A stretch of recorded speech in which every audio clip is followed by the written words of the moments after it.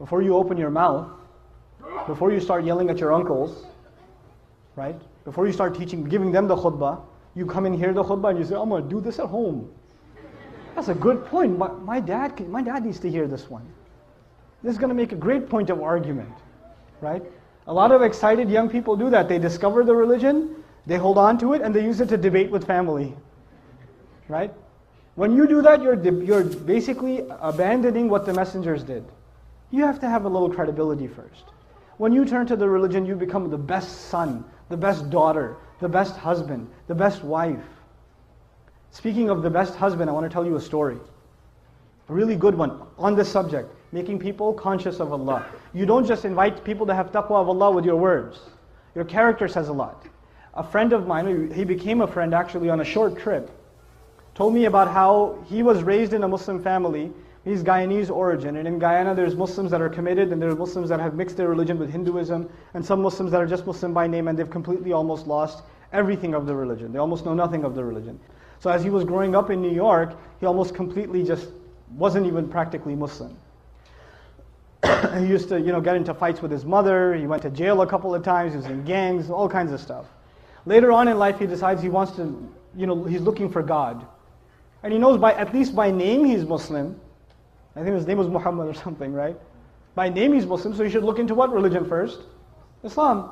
So he starts looking into Islam, starts going to the masjid, starts learning how to pray again, becomes more serious. At the time he was, he had married his girlfriend who was Christian or whatever. Right? He starts becoming more serious about the religion. And then his wife notices that he's praying. And the beer is gone from the fridge.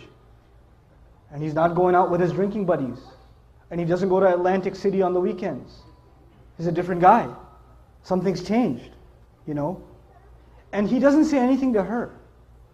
Just on his own, he didn't yell at her, didn't tell her to, put a hijab on or whatever, lose all her friends. He didn't do any of that. He went to a scholar, and I make dua for the scholar that he went to. He didn't tell me his name, but he said, I went to my scholar, and I told him, look, I'm becoming more and more aware of Islam, but my wife, of course, is a Christian, and she's not even a practicing Christian. She's just kind of what I was before. She's exactly like I was before. How do I help her?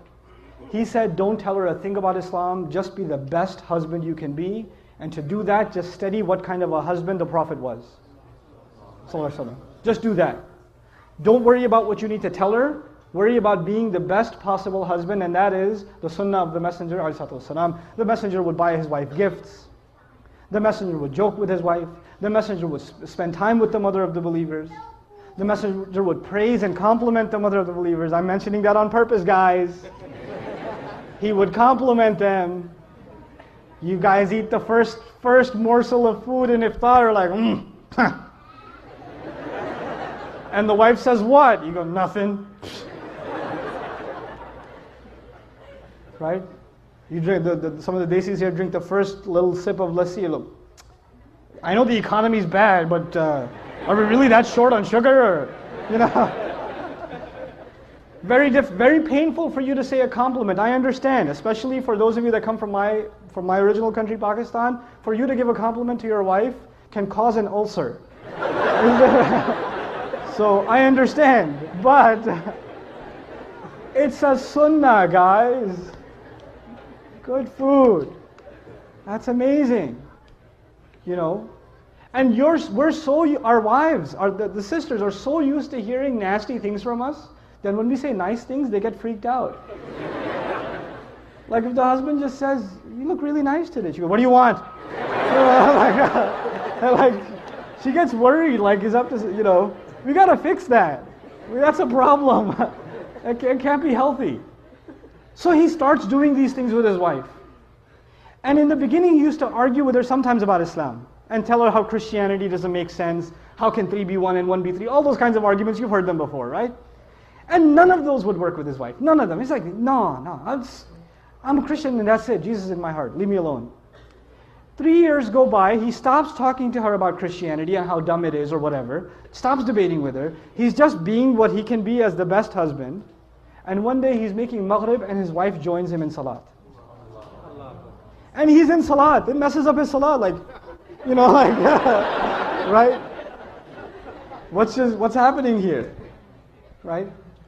So, he gives, after Salat, he looks at her and he goes, what happened? And she goes, what? Nothing. And he goes, no, you have to tell me what happened. And of course she says what pretty much any wife would say, it's complicated. All right?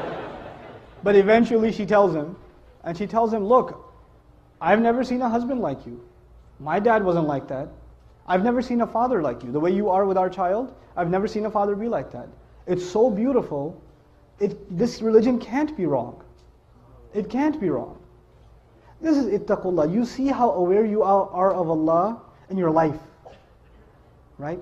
It's not how many ayat you've memorized, how many ahadith you know, how much knowledge you can spit out at someone, how many quotes from scholars you can deliver. It's not about that. How are you living your life? People can see that. You're calling people to the taqwa of Allah. حَقَّ تُقَاتِهِ وَلَا تَمُوتُنَّ إِلَّا وَأَنْتُمْ مُسْلِمُونَ.